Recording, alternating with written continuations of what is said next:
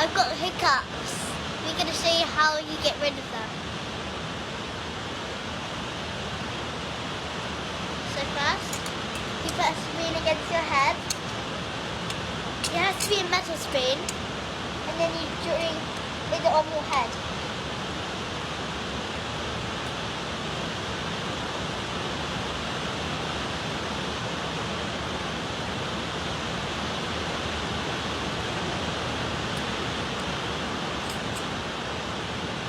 Is it gone? Yeah, it's gone.